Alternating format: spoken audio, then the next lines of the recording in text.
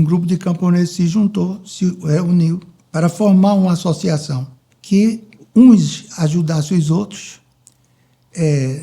no plantio, na colheita, porque se pagava à época, o camponês pagava à época o cambão. O cambão era um pagamento de 1, 2, 3 dias de trabalho gratuito para o dono da terra. Era uma espécie de aluguel, digamos, mas com o trabalho. E, lamentavelmente, para o camponês, o dono da terra exigia esses dias exatamente quando eles tinham a colheita. Então, eles iam trabalhar para o patrão e perdia parte da sua colheita. E havia também o sistema de barracão do dono da terra, onde o camponês ia para comprar alimentos. E o camponês ficava devendo. Sempre o salário era menor do que ele podia adquirir. E por aí ia, né, os maltratos, a injustiça, não se respeitava em absoluto o direito trabalhista, não existia isso no interior do país. E aí vem a luta, começa aí com um grupo de camponeses, disseram, olha, lá em Recife tem um advogado que defende tudo o que é os problemas da gente. Então, eles foram lá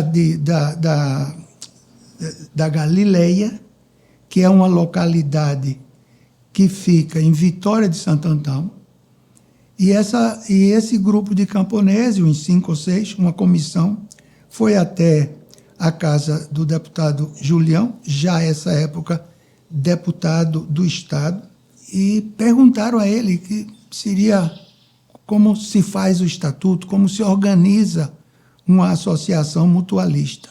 E Julião disse a eles que sim, que ele faria o estatuto, que era a Sociedade Agrícola e Pecuária dos Pequenos Plantadores de Pernambuco. E foi assim como que ele começou a ser visto como uma liderança em defesa dos camponeses.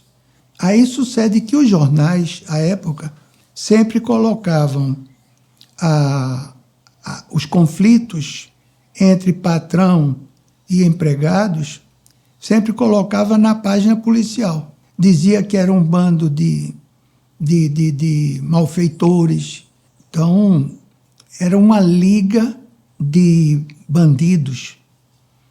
E daí que falaram tanto da liga de bandidos que Julião colocou que isso era consequência do sistema latifundiário que existia à época.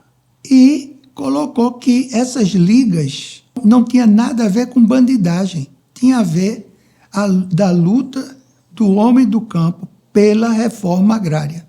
E foi assim como surgiu o nome Liga Camponesa. Então, na Galileia, por exemplo, você tinha Zezé da Galileia com a sua esposa, Dona Marieta. Na Paraíba, você tinha João Pedro Teixeira, tinha Elizabeth Teixeira. Você tinha muitas outras lideranças que se agruparam em torno da ideia da Liga Camponesa. E eu destacaria também uma grande liderança que colaborou por demais, que era a própria esposa e companheira de Francisco Julião à época.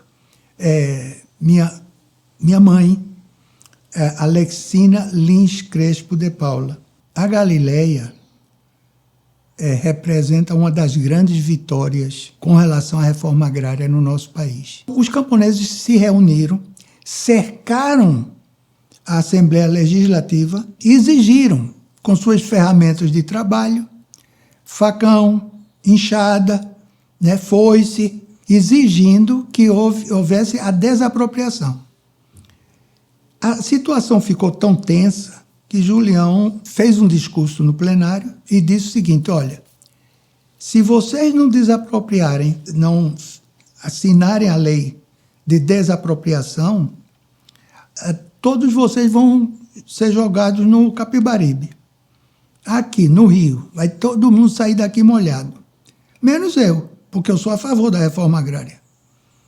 E aí os deputados de oposição, eles chegaram a um acordo entre eles que eles fariam o documento desapropriando a Galileia, porém, quando os camponeses se retirassem, eles voltariam à Assembleia para desfazer esse documento e votar contra a desapropriação.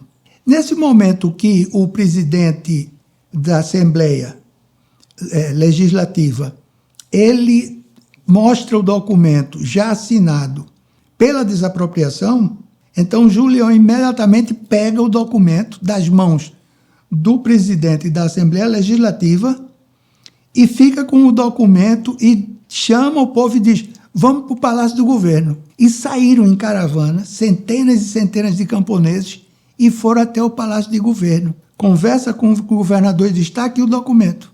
Foi aprovado pela Assembleia. O senhor só tem que assinar embaixo, para que haja desapropriação.